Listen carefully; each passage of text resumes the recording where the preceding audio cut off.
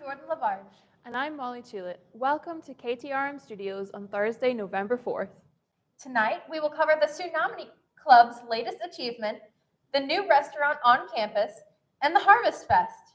We'll also have a live interview with Truman Forensics team. These stories and more brought to you by KTRM Studios. You don't want to miss this.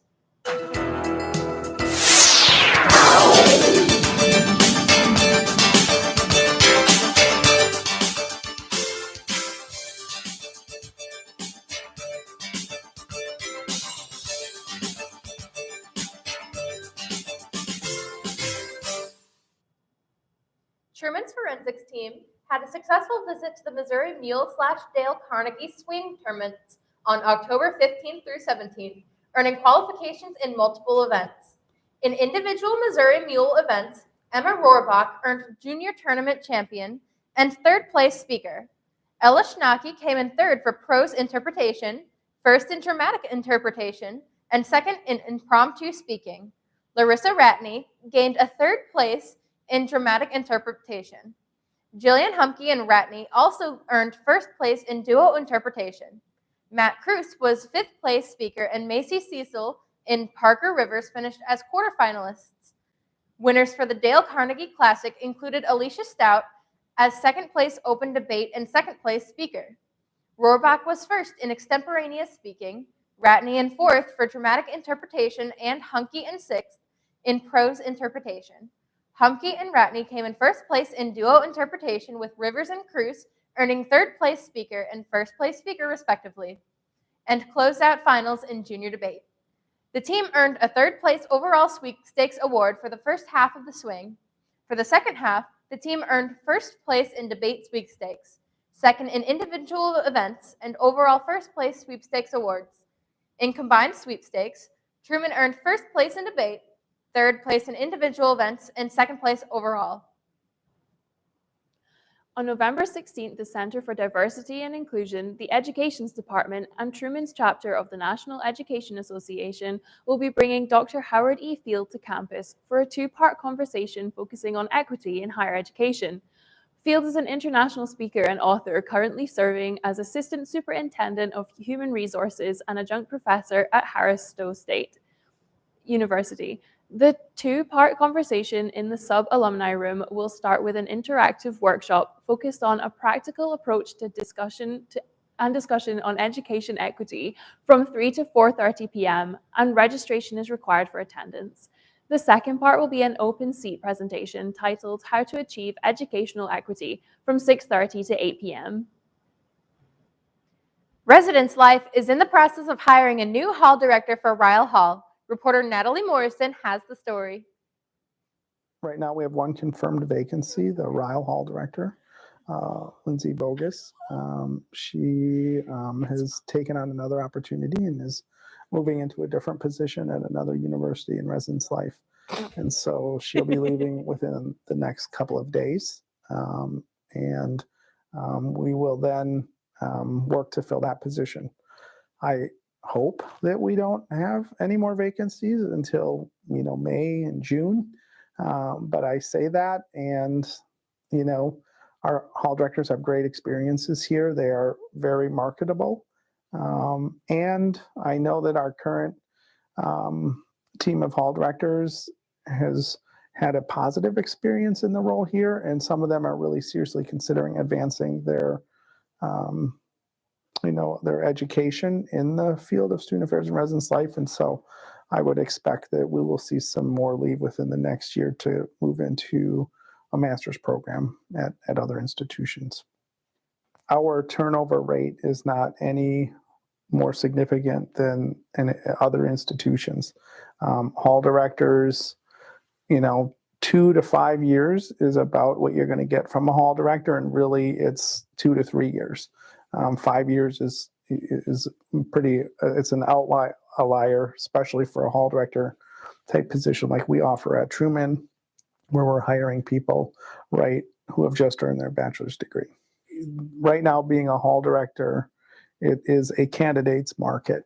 There are, just this morning I, received daily updates from higheredjobs.com, and there were, 5 or 6 job postings, and more than half of them were hall director type positions. And so candidates really get to choose what is the state that they want to live in, what type of institution do they want to work at, do they want to be in a rural community like Kirksville, do they want to be closer to a city center, those sorts of things. And so we have to be competitive with that, and we are most successful when somebody really understands and values Truman and wants to come here to work here for those reasons. There's a search committee of 3, and I'm the chair of that committee. The search committee will begin reviewing applications on November 15th. And, after that, folks will hold some telephone screening interviews with candidates, and then we will identify 2 to 3 finalists to come on campus and interview with student advisors and hopefully members from our Residence Hall Association, other hall directors, and other staff members in residence life. And then all of their evaluations of those interviews go back to the search committee, and the 3 individuals on the search committee review that and sort of rank order who's candidate number 1 to make an offer to who's candidate number 2. We really need the Truman community to come together and think about, are there alums, are there folks that are upper class students, remember when they were first year and second year students that have since graduated, that had a really great experience in residence life, or provided leadership in a student organization or in a different office on campus, even individuals from the Truman community who are graduating in December they're qualified for this role in most cases. Do they want to take a couple of years to decide what's next? This is a good opportunity to do that, and I'm hoping for a start date in early to mid-January. Gallery boasts some beautiful new pieces. Reporter Izzy Wan went to explore the exhibitions.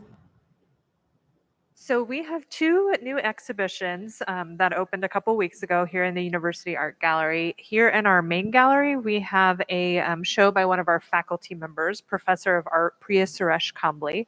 And this exhibition is named Devhara, and Professor Kambli is our professor of photography, so you see some more traditional photographic works behind me, but the work also includes installation art, cyanotypes, some sculpture and things, so it's a good mix.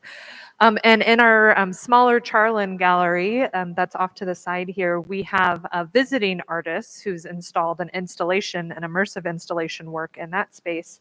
And her name is Nazanin Amiri Mears, and the exhibition is titled A Million Miles Away. And she's a fibers artist, so that work includes a number of panels that are inspired by the types of screens you would see in Islamic architecture. So part of the reason we're really excited to have Priya Suresh Kambli's exhibition up and Nazanin Amiri Mears' exhibition is because both of these exhibitions deal in different ways with immigrant experience. Professor Kambli immigrated to the United States when she was 18, and so for over a decade, she has done a number of works that deal with the objects that she brought along with her when she moved to the United States. So she just had one suitcase in it, and it had photographs that she had split with her sister, and it had a number of objects that were part of her mother's Devhara, and that is a traditional home altar that's used to worship Hindu deities. And so some of these objects that you see, like in the photographs here, are objects that belong to her mother. So this is part of her family legacy, and she's playing with them in a variety of ways to both make these photographic pieces, but also the cyanotypes that you can see throughout the gallery here. So it's very abstract, but it's all related back to this this family heritage, this group of objects that she brought with her that sort of represents her identity to her. Nazanin Amiri Mears' work is thinking a lot about differences between buildings and spaces in her home country of Iran and in the United States. And she's focused on this idea that Islamic architecture tends to value privacy or allow for a lot of privacy traditionally, and how different that is from the United States, where we often have public spaces that don't allow for a lot of privacy. And so when you're in that space, think about, what does privacy mean to you, and how do you achieve that? And that is also a space that you should feel welcome to sit in and sort of use for reflection as well. We are one of the only institutions in this area of Northeast Missouri that shows this caliber of visiting artists and historical artists, or historical artwork, I should say. We have the capacity to do art historical shows, whether we're loaning things from special collections or from other galleries or museums.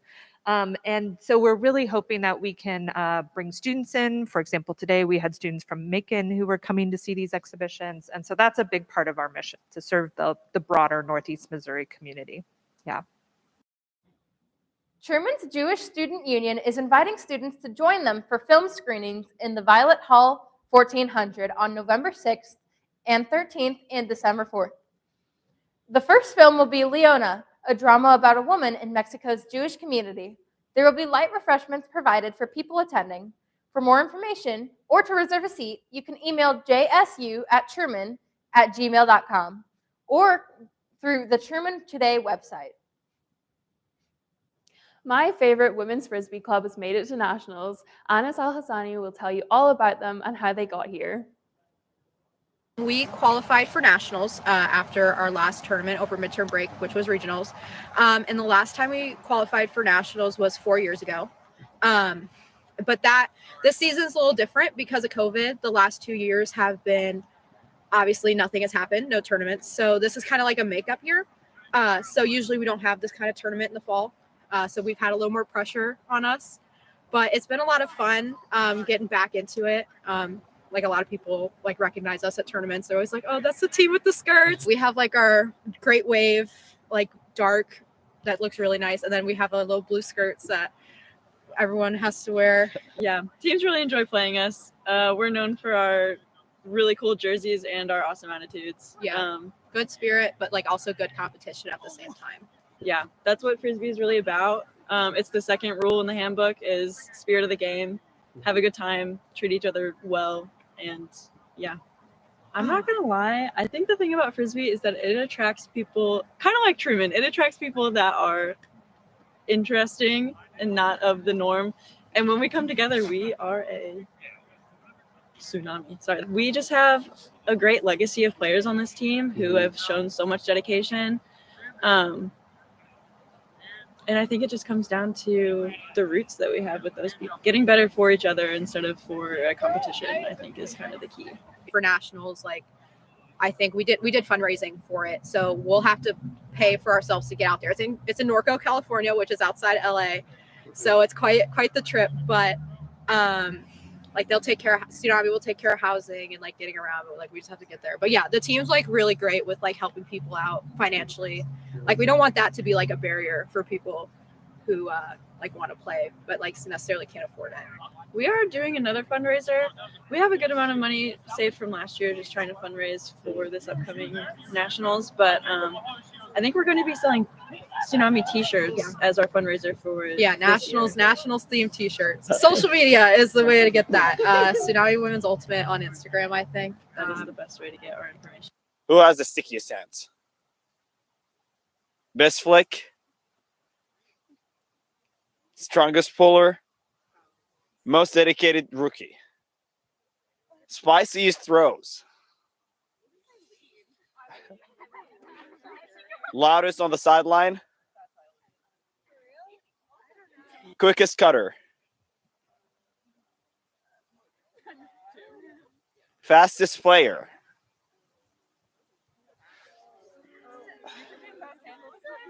Biggest defense? Yes. And best in the sky? Got this the other day. Did you get it because of the? Yeah. It's pretty sick. No, they won't let me wear my lucky hat at nationals, so I said, I'm just gonna get a lucky symbol instead that they can't make me take off. We wish the Tsunami the best of luck on their upcoming tournament. This is Anas Al Hassani from KTRM Studios. If you're looking to have a salad or a potato for lunch, you're in luck. Sizzlin' Salads and Spuds has officially opened at the Sub. Josie Wagner talked to Sodexo General Manager John Stewart about the new restaurant.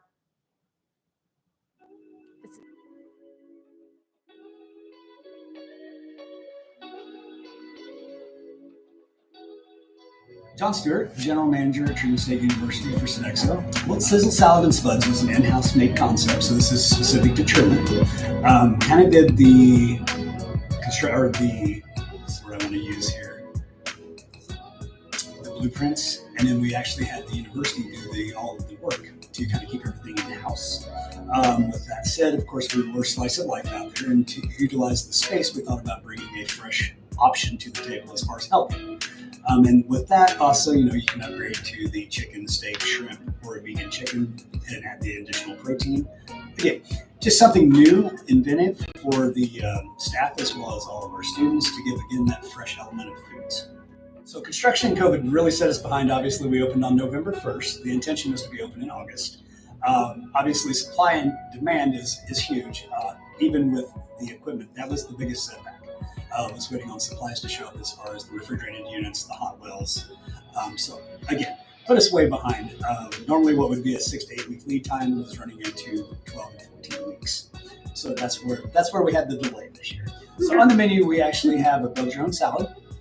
Price point is $6.99 for a build your own. It's 3 cups of lettuce. You make your own toppings. We build it to order. If you want to upgrade to an additional protein, of course, there's an additional cost to cover that cost. We are using sirloin steak, chicken breast, and shrimp. We also offer a vegan chicken for our vegan-friendly people. Again, top it off, that's where we got the sizzle, because it's coming out of the pan, it just sizzles, it's going across your salad, pick your dressing, get a breadstick, and you're good to go. So the spuds, we are offering the loaded baked potato or a plain baked potato. Again, depending on what you order is the price point. And we also have the 2 soups of the day. With that said, again, if you do a loaded baked potato, you get up to 6 toppings on that, and it can be any toppings that you choose. Okay, we're going to try to run a rotation. Ideally, what I'm thinking is doing like a 3-day rotation. That way we have 6 different flavors of soup.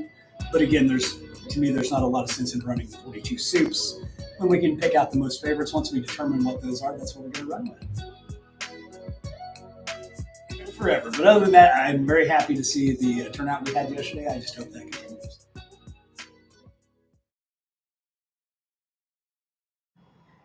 After weather, we'll be interviewing women of the forensics team.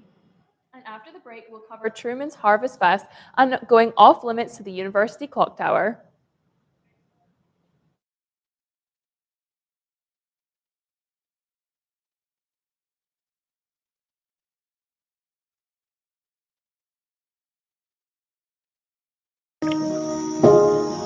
This is the story of a boy who didn't talk for a long time. The boy liked things to always be the same. Any changes would scare and upset him. The unknown was an unfriendly place. The boy was very sensitive to lights and sounds. So he built secret hiding places where they couldn't get in. The boy didn't like looking people in the eye. He wasn't trying to be mean, it just made him feel uncomfortable. Sometimes he would flap his arms again and again. One day, I found out I had something called autism. My family got me help. Slowly, I found my voice and learned all the ways I could live with it better. Early intervention can make a lifetime of difference. Learn the signs at autismspeaks.org.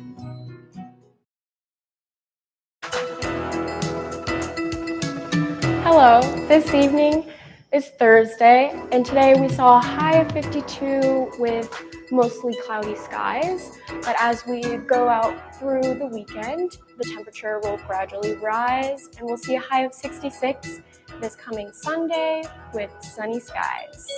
And as we go into next week, we'll also begin with higher temperatures and sunny skies at 65 with a low of 47.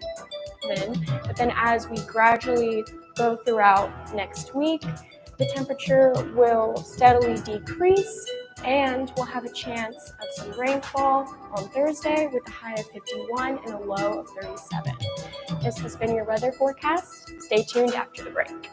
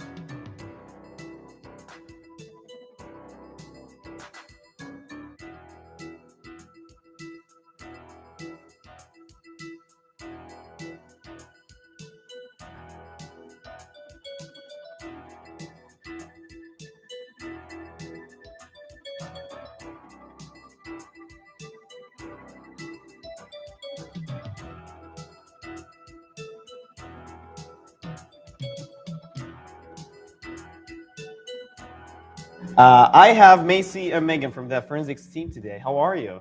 Good. So, can you tell us a little bit more about yourself and what you do with the forensics team? I'm a senior on the team. I do the debate side of things. Our team's split in two, though we're one team, the speech side and the debate side. I've done it for the last 4 years.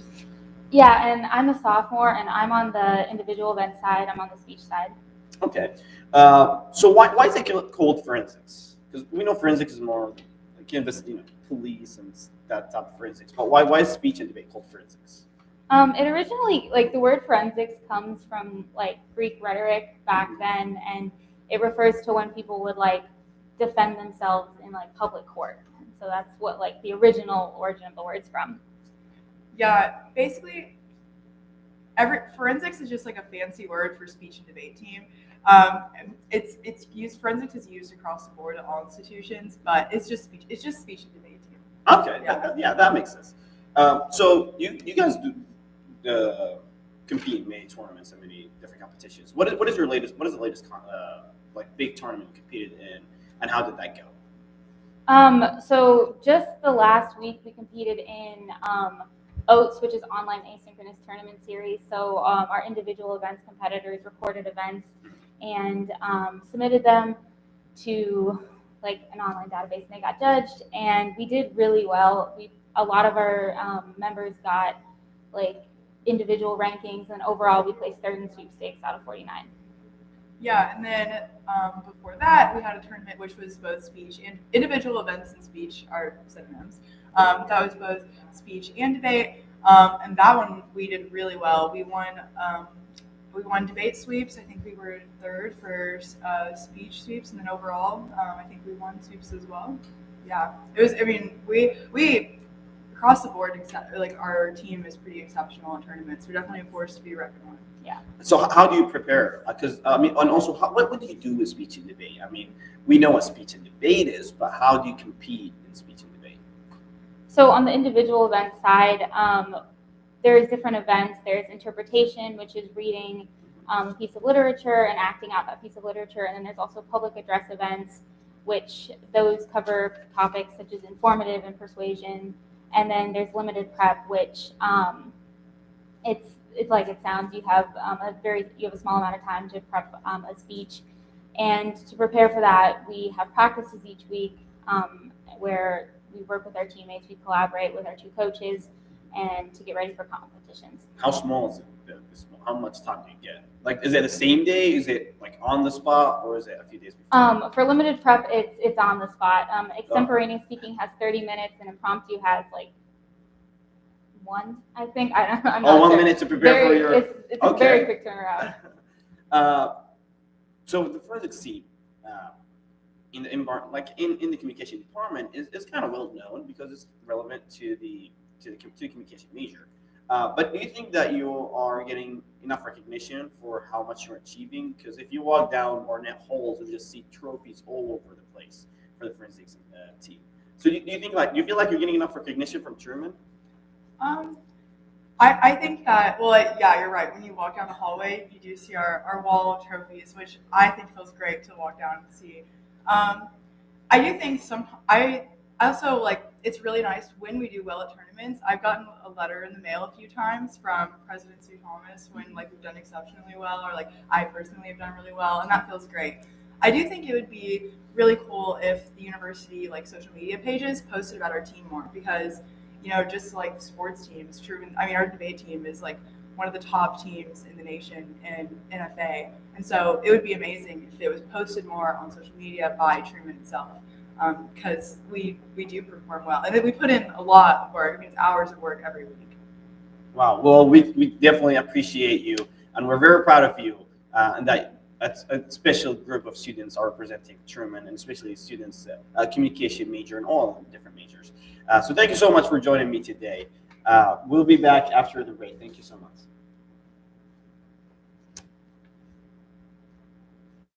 Families come in all sizes and shapes. Sometimes your friends are your family by choice, or sometimes you're just stuck with Uncle Charles. But what we know is that you want to protect the people that are close to you, but the flu can unravel everything. Your flu vaccine protects you and your family. No matter what draws your family together, protect yourself, protect your family. Everyone needs a flu vaccine. I'll never forget the day our landlord called and said, read your lease. No pets allowed. My owner tells him my dog ate the lease, but that didn't work. And now I'm stuck in a shelter. But this pit bull is ready for a new crib. I'm loving, loyal, and play well with others. So don't be intimidated by all my muscles, because the biggest one I have is my heart. That's right, I said it.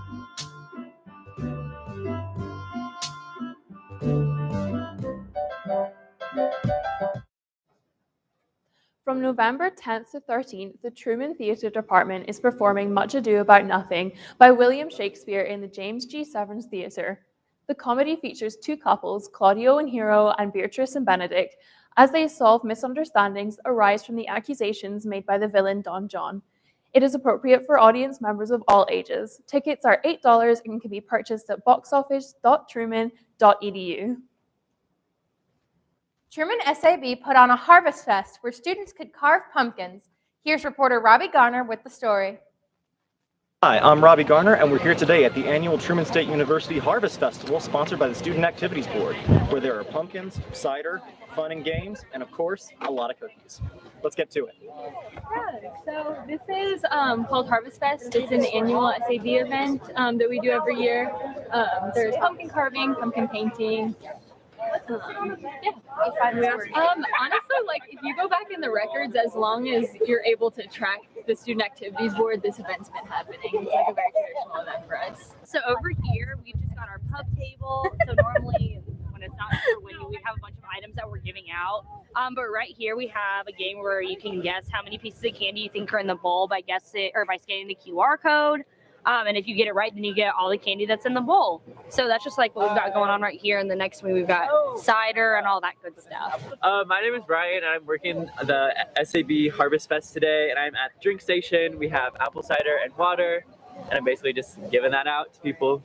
Decided to carve a pumpkin for the house I lived in at the time. Oh, you know, I saw the pumpkins while I was walking on the quad, and I said, hey, these are going to make great front porch decorations. So now we're here, you know.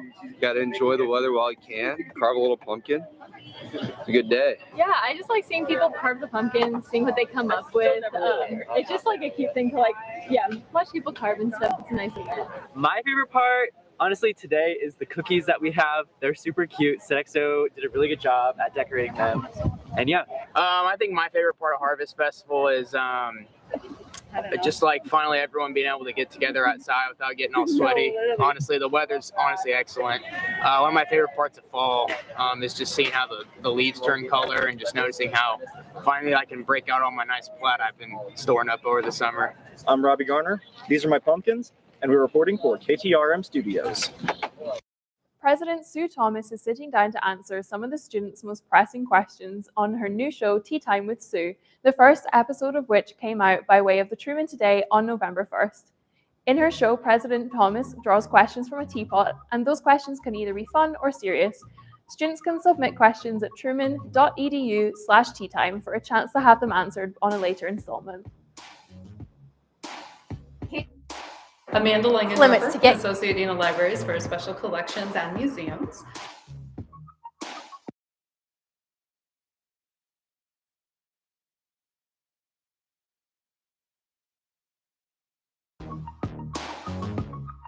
I mean, there's so many issues I think that are not issues, but cool facts about the clock tower.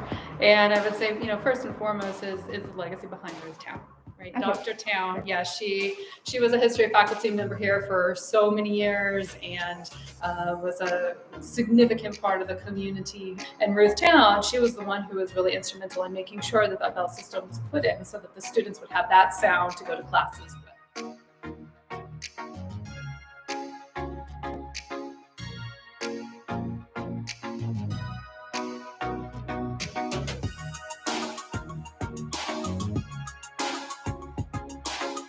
In honor of her family and her parents particularly, she donated the funding to include 4 very large bronze bells, as well as the carillon that controls them.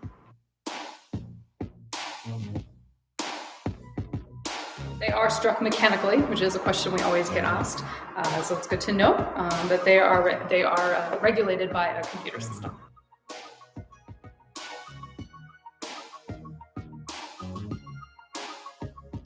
I think the architects had the original idea of creating sort of a service entrance for that through the bell tower. So there is an elevator shaft that somebody could at one point in time have used that to go down into the pit area and deliver stuff in through an alternate door system rather than coming in the front doors of the library.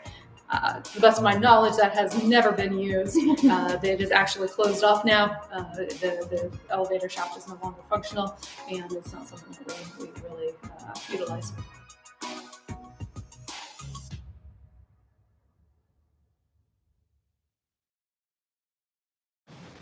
Reporter Amelia Pelez is spreading some inspiration for you as you head into the end of the week. Here she is with a motivational moment.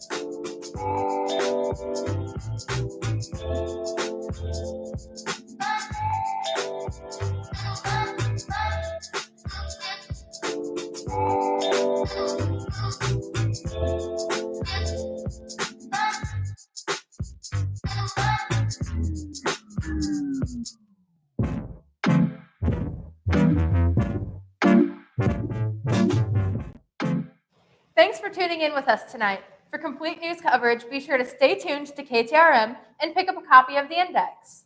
Don't forget to also check out our news content on tmn.truman.edu. You can also follow KTRM Studios on Facebook, Twitter, and Instagram. Don't forget to subscribe to KTRM Studios on YouTube for full broadcast news coverage. If you've ever thought about being on TV, be sure to head over to tmn.truman.edu/apply to fill out an application today. From all of us here at TMN, thank you for tuning in and have a great rest of the week.